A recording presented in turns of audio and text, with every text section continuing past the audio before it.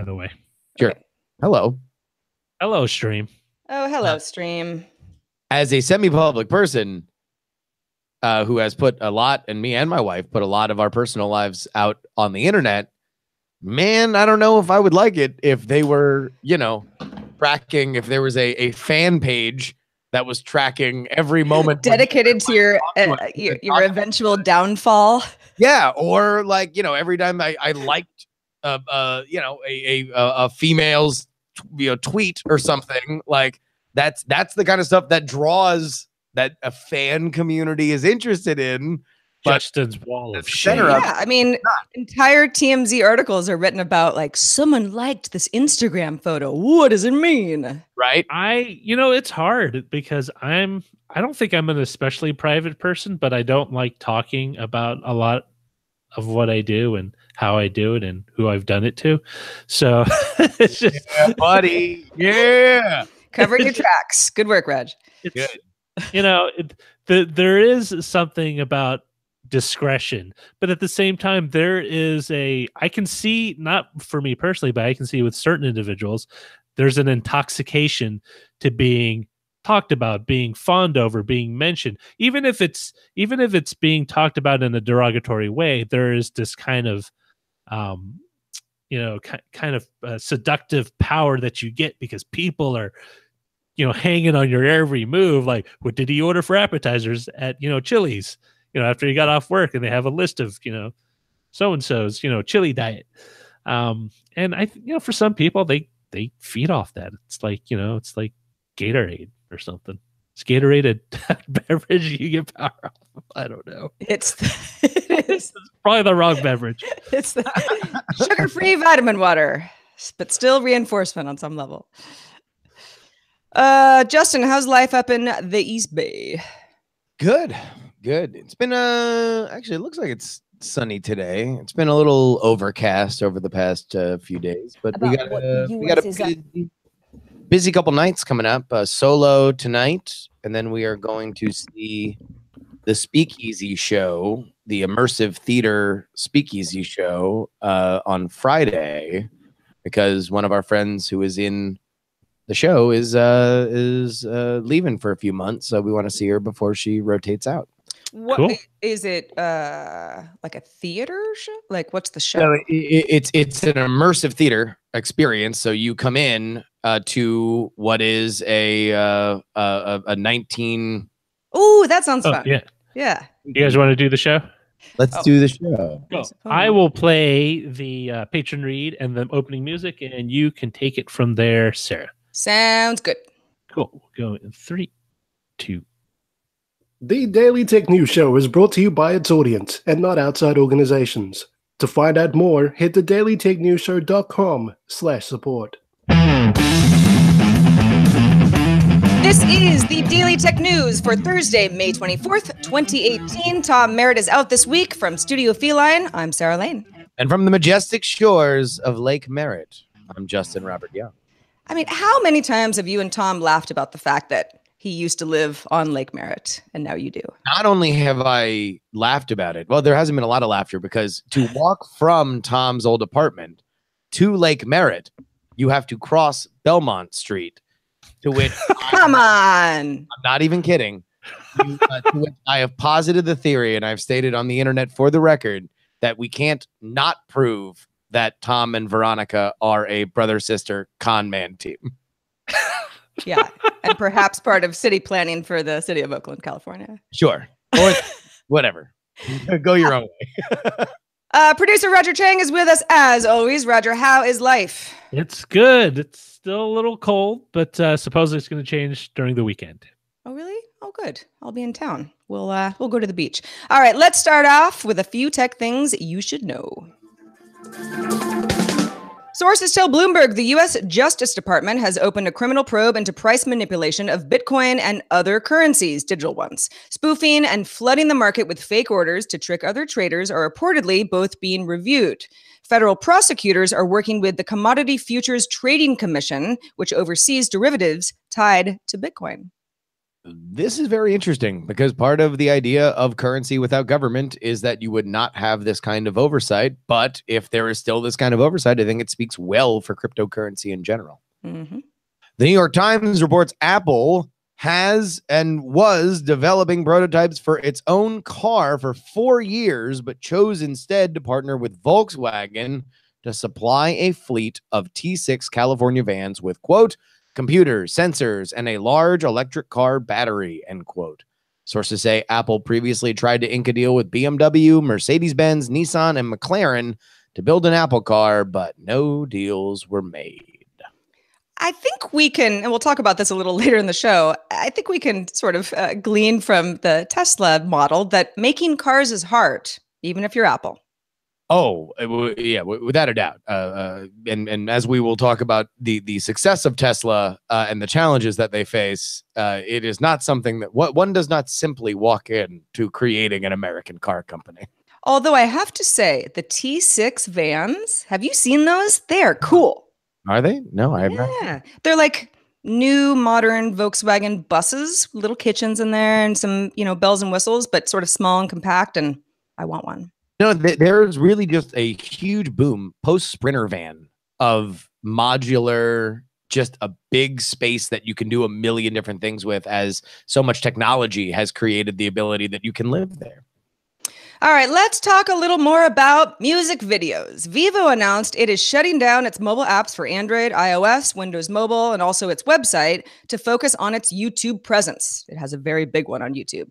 Vivo has a distribution deal with YouTube, and Google, which obviously owns YouTube, also owns a minority stake in Vivo. The new strategy move follows departures from the CEO at Vivo, the CTO, and the head of product over the last 6 months. The company will give users of its service a playlist tool to import their Vivo playlist to YouTube and will still operate select smart TV apps for now. Look, Vivo is the face of content, musical content from record labels and the music videos that many of us grew up on and new music videos as they come out. They have cornered the market on it. It also just shows the fact that, look, people are on YouTube watching music because they don't want to pay for it. So the idea of striking out, even if you are the #1 brand name and I watch major label music on YouTube, it doesn't matter. You can't transfer it because people just want to watch it on the free platform. Yeah, I might have been the only one of my friends who actually watched the YouTube, Vivo stream on my Apple TV in the app pretty often because, I kind of want music and then you got a little extra something in the background. But yeah, I see why Vivo would have wanted to separate itself from YouTube. Like a lot of publishing companies want to separate themselves from Facebook. But if that's where everybody's going and no one really cares, then your hands are tied. What are you doing? What are you doing? The National Transportation Safety Board says Uber disabled an emergency braking system in a self-driving vehicle that struck and killed a woman in Arizona in March and failed to properly ID the pedestrian. The NTSB's report said that the modified 2017 Volvo XC90's radar systems saw the pedestrian 6 seconds before impact, but first classified the pedestrian as an unknown object, then as a vehicle, and then a bicycle. In better Uber news, business mergers with Yandex in Russia and Grab in Southeast Asia helped Uber turn a profit of $2.5 billion in its latest Q1 earnings report. It should also be noted that Uber settled with the family of the deceased woman in Arizona earlier. We've covered this story from lots of different angles, obviously, because it's of a lot of interest to us as self-driving cars become more and more a reality. But it is disconcerting, to say the least, that the system, because for a while it was a little bit like, well, was it the system? Was it the driver? The driver was apparently looking down. What really happened? For the self-driving vehicle in autonomous mode to be like, oh, I don't know what that is. Oh, it's a car. Oh, it's a bicycle. Oh, it's a person. And then it's too late. Uber has the unfortunate distinction of being the first company that we know of, at least, that this has happened. But obviously going to be heavily scrutinized because, we all want this to work. We all think this is the future, but you can't have mistakes like this. But let's also understand it recognized something 6 seconds out. It was at one point something that it recognized that it should be something that it needs to stop for.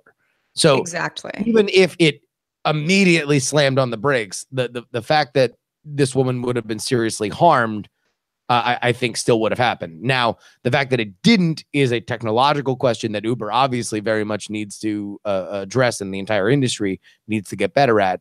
But I don't know if even, you don't want it to be slamming on the brakes for every possible unknown object. And that's part of the problem. Facebook said it will not shut down political ads, reasoning that it would unfairly favor incumbents and wealthy candidates. It will, however, place a paid-for buy label on political, candidate, and issue ads on Facebook and Instagram in the US. This includes ads run by news publishers and others that promote stories with political content. The system will also archive these items for 7 years and make searchable by keyword or by who ran them, and display ad budgets, number of people who saw it, and their anonymized age, gender, and location. Well, I don't believe that Facebook was ever seriously going to never run political ads. That might have been a rumor, but what they're trying to do is get around legislation that will almost certainly come down if they don't act and basically do what the legislation would have done before there is a political motivation to put that on them. What they're trying to do is get to be more like newspapers and televisions, and probably televisions are the television industry is probably the better comp for it, in that you need to have things labeled a certain way. There's a reason why every political ad starts with candidate and I approve this message, paid for by the John McCain Foundation. Exactly, right. and that is because they need to put that out there, and to go around that is illegal. And what Facebook wants to do is say, no, we can be more accountable. We can save all this stuff for 7 years. We can show you how much they've spent on it. This is going to be a great resource for political data journalists. Whether or not it is enough to keep the lawman off Facebook's back remains to be seen. Yeah, I mean, the first reaction I had was like, oh, it's a TV ad, but with way more data. So I don't know, step in the right direction, I guess. If anybody wants to know a little bit more about stuff, then Facebook has the data. Sure. And I think this was going to come one way or another. A Portland, Oregon woman's Amazon Echo. You can say Echo. Right? Yeah. Right. Oh, sorry. I'm just gun shy on all these stories. I know, me too. I'm like, what do I not say? Recorded an audio clip of her conversation and sent it to a person in her contact list. A spokesperson for Amazon says, quote, Amazon takes privacy very seriously. We investigated what happened and determined this was an extremely rare occurrence. We are taking steps to avoid this from happening in the future. End quote. An engineer looking into the incident speculated that the Echo speaker guessed the command was to send a message via the voice messaging without asking for verbal confirmation. Normally, the Echo and Google Assistant, which has similar messaging capabilities, both alert users when they are about to send an audio message. So this is like for anybody paranoid about smart speakers listening to you when they're not supposed to. This is your story. Now, the article that I read, the woman in Portland apparently got a message from somebody that works for her husband. That was the recipient of the message. So already it's like, oh gosh, wonder what she was talking about. That person said, you've been hacked. Here's a voice transcript of you talking. Yeah. And, of course, Amazon's like, this is very rare. We're very sorry. We don't want it to happen again. But, gosh, I mean, think of you could ruin lives this way. Sure. What I think Amazon wants to say is this is the voice equivalent of a butt dial. Like, yeah. Yes, you can accidentally call your your ex-girlfriend while you're talking to your new girlfriend, and you can have her accidentally listen on her voicemail to a very private, personal conversation. And yes, that could be ruinous. However, we all understand that this is a rare thing, and just because it is possible does not mean that it is likely. And sure, you can do better in the UI to prevent it from happening, but no matter what, any system will be, will possibly be able to accidentally do something that you don't exactly want it to do. Yeah, there are many times where my my Amazon smart speaker will come alive where I'm like, I didn't even say anything to you. Stop it. But then I'm always like, well, the rest of whatever I was saying, is that being recorded? Is it going anywhere? It doesn't really matter. I mean, I'm not, I'm an angel, so I don't have anything to worry about. But I do think that maybe there are precautions of like, are you sure you want to send this message? We're going to record a message. Got it? Maybe like a two-factor voice authentication or something needs to be in play, because I think what they're saying is that this is rare because, and I don't know for a fact, but that she did go through that system. It was just in other words, and she happened, in the same way that you can just rattle off all the commands at once, so you don't have to go through two different voice menus. She did that for this, and next thing you know, some random person gets that message. What I will say is that Amazon made a big point, and they got criticized, and I think rightly, for having to everybody give over their entire address book on some of their products. And that's where I think this bears poison fruit, because why else does your Echo know your boss's friend? Right. Or unless employee. your whole address book goes to there, and that's just somebody that you happen to have in there. Yes. Apparently, this woman who declined to give her last name to the Fox affiliate she talked to is getting a refund. She does not want her Echo anymore. Yeah, exactly. Okay. On a completely different note, Pornhub has launched its own VPN service called VPN Hub. Not to be confused with that VPN router. I don't remember the name now, but I had a little bit of laugh this morning about that. Totally different. This app is available for Android, iOS, macOS, and Windows, and offers free and unlimited bandwidth for $13 per month to give you an ad-free experience and a faster connection. The service won't be available in certain countries that the U.S. doesn't do business with: Cuba, Iran, Sudan, North Korea, etc. Pornhub also has reports of the service being blocked in certain countries: Saudi Arabia, Egypt, and China among them. Well, I've not heard of this company, Pornhub, but me either. I can only guess. I just wanted to add a clarification because I mistyped. It's free. The app is free, but there is a paid version for $13 that basically gives you faster connection speeds and no ads. All right, so you've got Pornhub giving a VPN app, which I assume works like a VPN app would, so that you can kind of enjoy your incognito experience.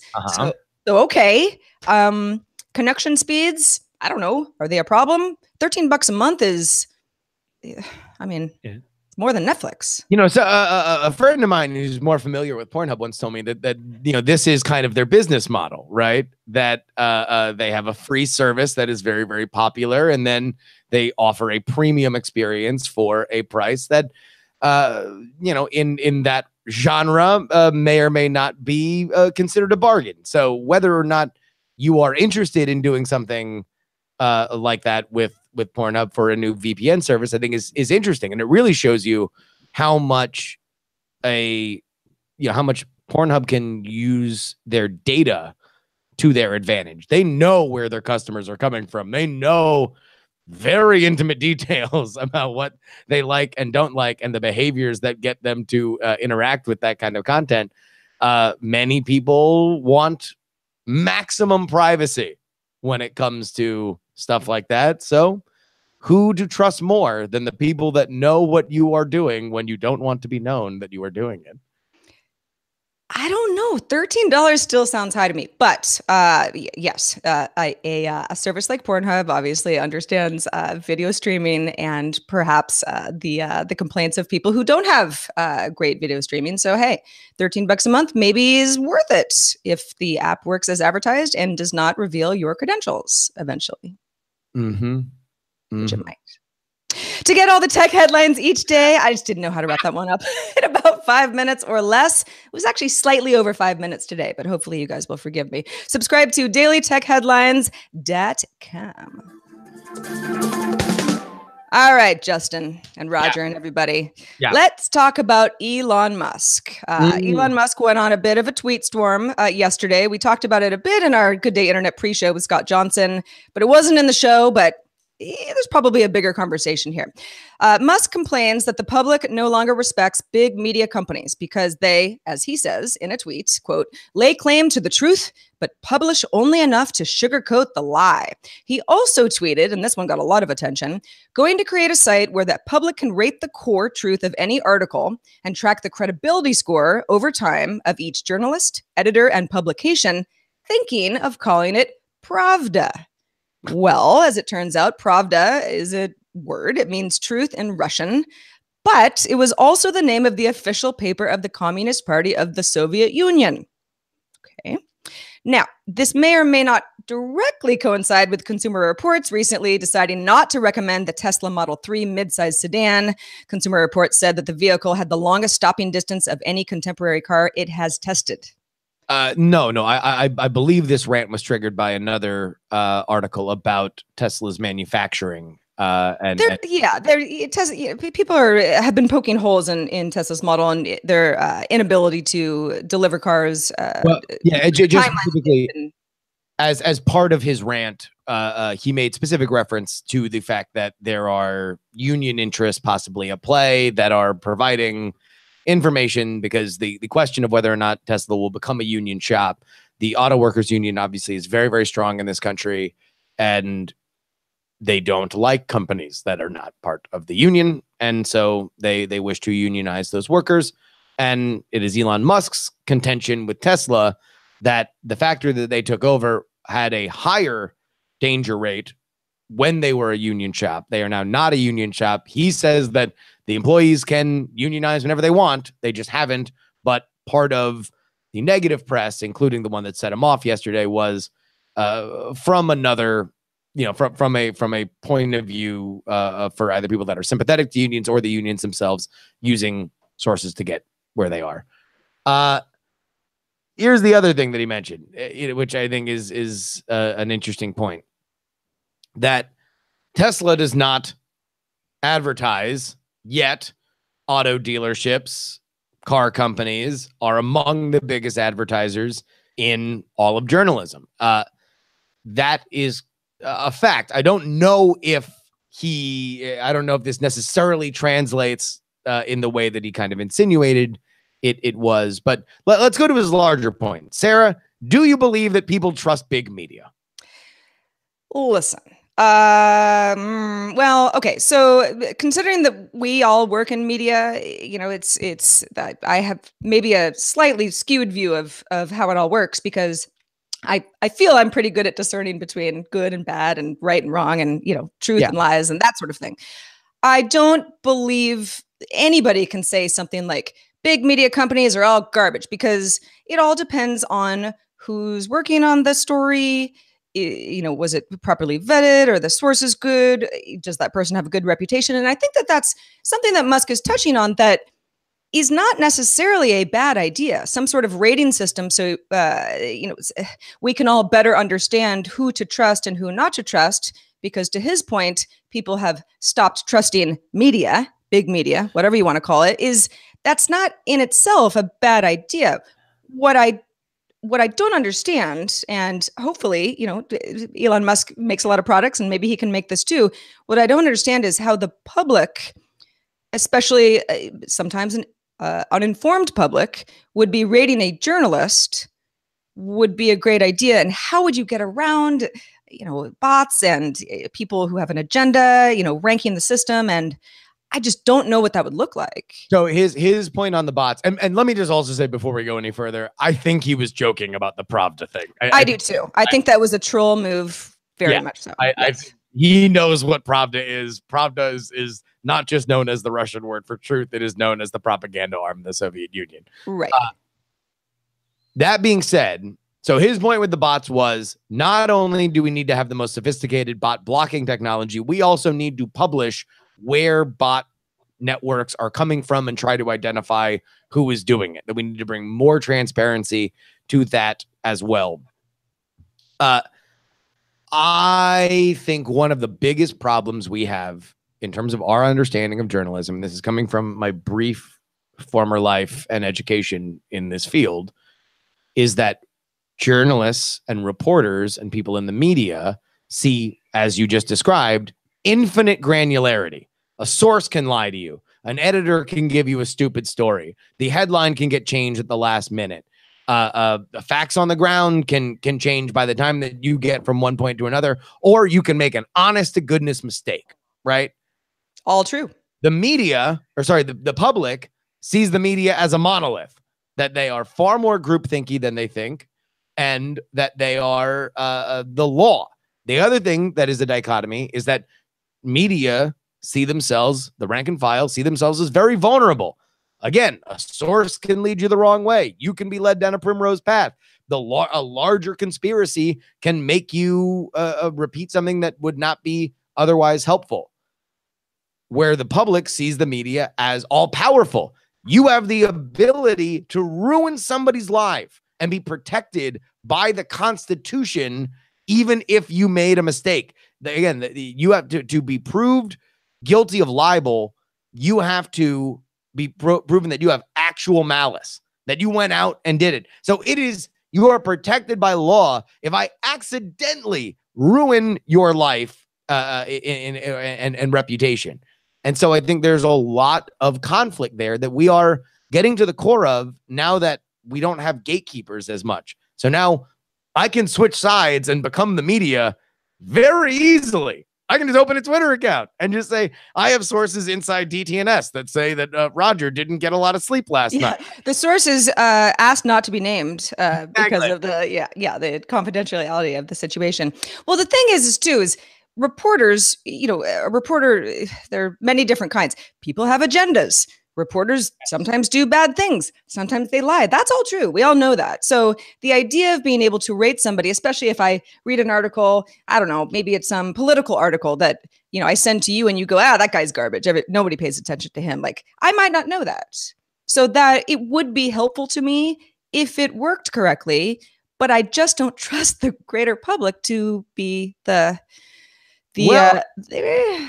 I'll tell you what. I'd be interested to see how it shook out. I don't know how much stock I would personally put into a number like that, because I know a lot of people that are controversial that I very much enjoy reading their work, right? But I know them for that.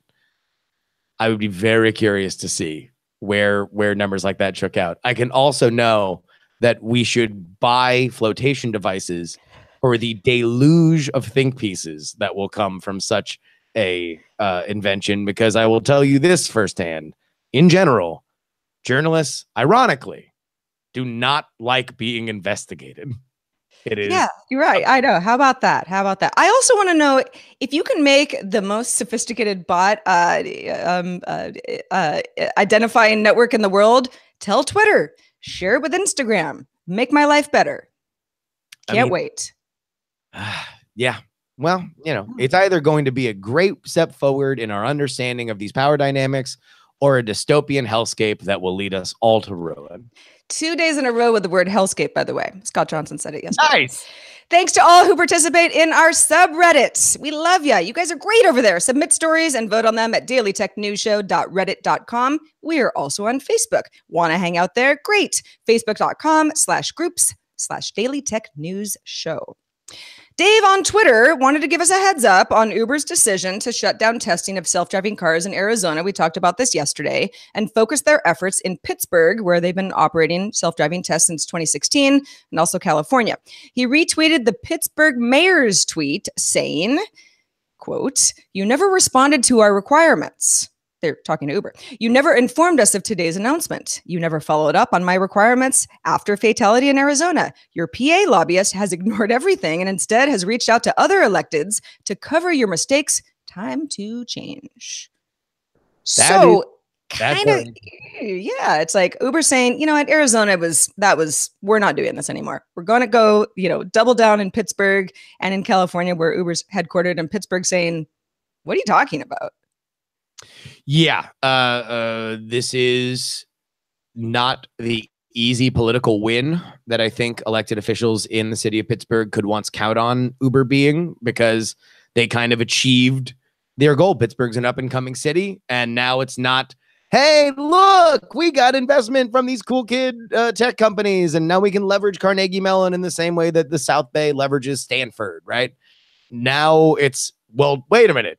Now a lot of people know what Uber is. It's not just fancy tech company from California. A lot of people have very specific opinions on Uber. And now politically, somebody could lose their phony baloney job if there is an attack ad that says blank is in the pocket of Uber, knowing that Uber has a lot of these that people feel very, very personal about Uber, which is why they're running these like, hey, don't blame all these old boss problems on new boss ads during the NBA semi-finals.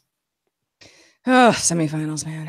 Well, that's another story for another day. But what is a great story today is the fact that Justin Robert Young joins us every Thursday. Justin, what's been going on since we saw you last? Because we didn't see you on Monday. No. Well, I'll tell you what, two things, and I'll do them very, very quickly. Number one, if you want more talk about journalism and politics, well, go ahead and sign up to my free political newsletter. You can go ahead to freepoliticalnewsletter.com and sign up. It is for free. It comes to you 5 days a week. The other thing is that we are going to be, by we, I mean Brian Brushwood and myself are going to be bringing our Night Attack podcast to Southern California.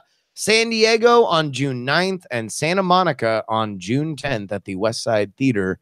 Go ahead to nightattack.tv/tour to get your tickets now. Excellent. Do it now.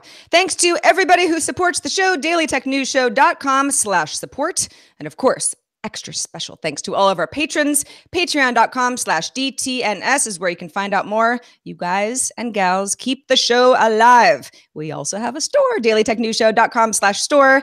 We got hats. They're the new ones, but we have a lot of gear. Check it out. Buy something, take a photo, and let me know. All right. Our email address is feedback@dailytechnewsshow.com. We are live Monday through Friday at 4:30 p.m. Eastern, 2030 UTC. You can find out more at dailytechnewsshow.com/live. Back tomorrow with Shannon Morse. Talk to you then.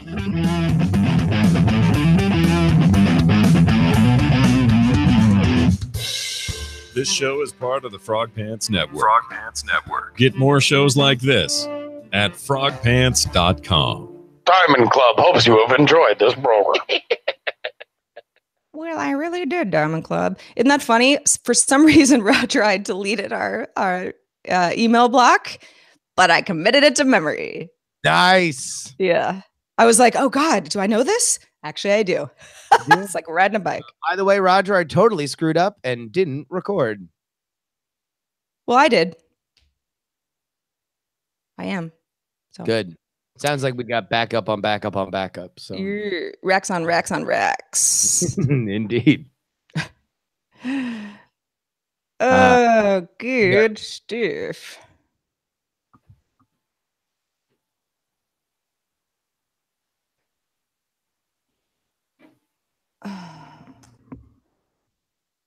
Let's see. What do people want to call this episode? Beatmaster, my goodness. Not even gonna say that out loud. VPN virtual Pornhub network. We maybe don't want to say porn in the title. That's good though.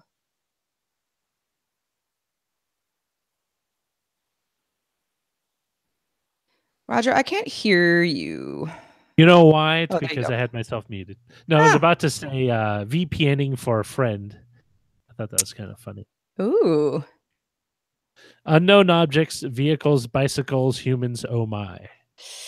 Only thing is I feel like it makes light of a tragedy. It does. Yeah. Echoing to whoever, almost caught myself. Good catch, Justin. I thought I had not written that word anywhere, but I did. Fred put out Tech Mogul Diva Trips, next time on Dr. Phil. I don't get that. What is No, it's just like he just had a meltdown and maybe you should talk to got it. America's friendliest television psychiatrist. My goodness, you guys have really gotten really took that Pornhub story I know. And ran with it. Somos is a very, very popular thing that no one wants to talk about. Yeah, I've never been there personally, but there's better sites, that's why. What are they? No, I'm just kidding. Yeah, literally just do any variation of porn into a URL. You're guaranteed to hit something. It's true. It's I mean, hey, it's if you take the content, the category of content out of the equation, it is interesting. The model of streaming video and trying to keep everybody happy with a big user base. Well, you know what's going to be ironic if somehow that VPN product becomes a big moneymaker for them, and they shift over from doing a majority of. Did something hit the audio? No, I'm just trying to figure out why. Is there a bird outside? No, because I've been. There's a bird in my apartment, so that might be that. Dr. Bird. Dr. Bird. Well, no, I have 2 crows outside. I think they fought the other night because there was a lot of cackling and cawing at 3 a.m. in the morning. And I thought they usually slept. Maybe they don't sleep. They might not be fighting, Roger. Oh. Well, it does tie in with today's topic. Take it to VPN, crows. I know. There are a bunch of crows around my apartment, and they're pretty loud, but they don't do it in the middle of the night. It's more like, It was in the middle of the night, and it was not like their usual crow conversations. It wasn't full sentences. Well, I think I told you guys here that he or she has gone wherever they went. But for a while, I had a crazy crow that hung out at my apartment, and crows can be pretty weird and very loud. Might have been a novelist, just coming up with ideas. No, I don't know. Maybe that crow was chewing on electrical cords all day. Oh, I remember back in college, that was the thing.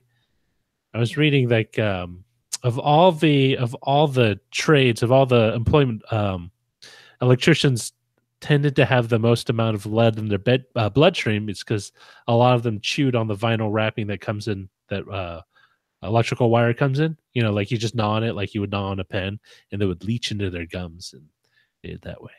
Goodness. Wow.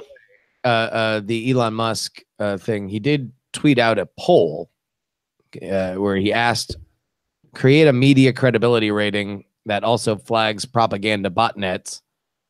It came back 88%, yes, this would be good, and 12%, no, the media are awesome. Now, obviously, this is its own slant, but Elon Musk's point is that despite hundreds of articles attacking the idea and this very poll, it's not like there were more people that came in to show that the media is a great thing that's going perfect, that doesn't need accountability.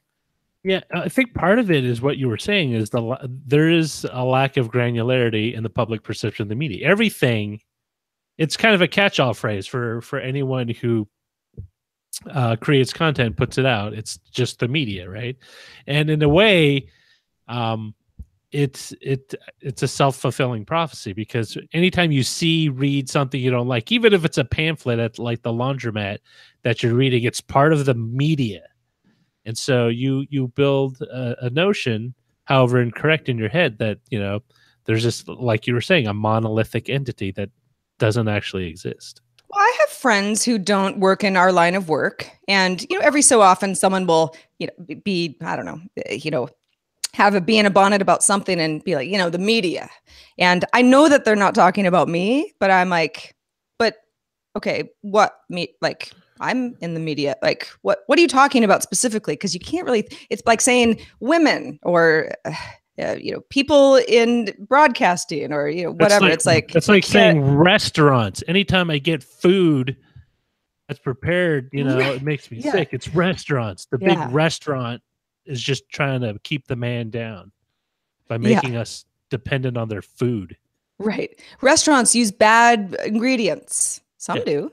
Well, but so here is the one thing that I will say is that the exact situation that you described, Sarah, where you feel that there is an attack, any attack on any media is an attack on the media itself. And we have certainly seen a lot of polarizing opinions on this with, like the president's Twitter, for example, or his campaign for president, that these outlets are crooked, or these outlets are lying, or these outlets are fake, is a attack on everything, which is odd because, again, all journalists in general usually have a much more nuanced idea of, well, they might be bad, that editor might be bad, that reporter might be bad. I can't believe you're listening to that source because we know that they're bad.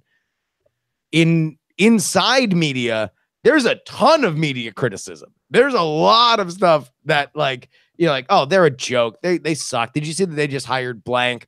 They're bad. And yet, when it comes from the outside, there is a closing of ranks of like, how dare you attack CNN? How dare you attack the New York Times? How dare you attack the Washington Post? That I think is weird. It is weird for me to watch when I know that if I talk to somebody at the New York Times that works at the New York Times, they'll probably talk crazy crap about the Washington Post. And both of them will talk insane poop about CNN because there's a hatred amongst newspaper journalists to TV journalists. Right. I think the difference is when I hear people criticize the media as an institution, yes, I'm like, oh, how do you think this works? Because there are specific people or specific organizations that, I don't know, have rivalries or whatever. That does exist for sure. In fact, journalists are just some of the worst. Not all, but some. But many, but not all. But yeah, it's sort of like, what is this entity that you think it is? Because the word media is encompassing a lot of stuff that somebody who is criticizing or attacking the media is not even thinking about. No. And also, I think people in general look in the wrong direction, because if you want to look at, and let's specifically take politics and let's specifically take political bias, it's there. I will say, in my experience, the vast majority of people that I know that work in the media are liberal people. But I think that they are objective. They're trained in their profession and they do the best they can. I think where bias really shows up is not in the reporters, it's in the editors. And it is in specific divisions where narratives are created. And so you have an editor that is assigning a reporter. This is something that a lot of people don't even know, because in movies and television shows, it's always just the plucky, we're like, here's what I'm writing about, and you can't tell me nothing, man. Like, I don't know why I'm doing a gangster voice, but it's like the reporter as a police detective. Yeah, right. When it's really, you just get, there's maybe you get a part of the brainstorming, maybe you get to pitch some ideas, but in general, you're assigned a thing that you're doing. And if that narrative, either in assignment or in the process of editing, you're like, yeah, this is thin on this, get more of this other side. That happens all the time. That's part of the process of reporting and journalism. And that's where I think you can get hardened narratives. That's where I think you can get a more a biased perspective, not only on politics, but on a lot of stuff. In the tech press, we see it a lot with cynicism on certain companies or stuff like that, because you have editors that are like, nah, this is a puff piece for blank. Get somebody in this story that says that they're garbage or says that they're lying. And then you have the other side of who writes the headline, which is very often not the person who wrote the copy. And there's also, going back to... Real quick, do we want to make the title All Aboard the Hellscape Train? Great. Sure. It's like the media. It encompasses everything without saying anything. Exactly. Hellscape. But it's also, I most recently worked for TechCrunch, but I've worked for lots of news publications. But, for that, you've got stories that are either factual or not, right? They're, if they're written without correct facts, then that's what it is. Then you have reviews. That's opinion, right? So you can't really rate somebody on their opinion. You can either agree or disagree. And then there's the, category of people who you think they're good writers. And it's not so much what they're writing about, but the fact that you like that particular style. So a lot of nuances here. Oh yeah, and the tech press is very interesting because tech press Twitter, which is a very interesting place to be sometimes, is oftentimes consumed with issues like, okay, well, these companies are demanding embargoes. These companies are demanding that they get final read on stuff that's going out, that they are getting increasingly controlling over. All right, well, we'll show you something. We'll give you, because they know you can get the clicks if you're early. You can get the clicks if you're exclusive. Oh, so the they buy our press role. is the worst for some of that stuff. I remember when I was working at GameSpot, that was not an uncommon thing. Oh, it's all the time. It's daily. And some journalists play by those rules, and others tweet about how those other outlets are bad because they're playing by those rules, and they'll publish the emails that they got from the other people. But even then, there is a vested interest in everybody keeping this entire thing afloat because it's everybody's jobs. I mean, that used to be the great accusation leveled against automotive journalists, especially magazines, because they needed to put a positive spin on certain cars that, whether or not you believe the people involved, they would say they would be ringers. They would be cars altered to enhance performance or do something specific in order to garner favorable attention, even though the actual model sold to the public would be under, slightly, or not just slightly, but just not the same power rating or whatever.